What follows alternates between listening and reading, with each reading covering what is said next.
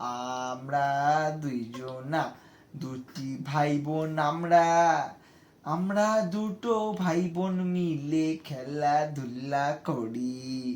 চক্কুমা চক্কুমা চক্কুমা চক্কু, চক্কো baby চক্কো baby চক্কো baby চক্কু। ও ও সোনামা সোনামা কাঁদে কেন মা, কি হয়েছে তোমার, কাঁদো কেন এখন?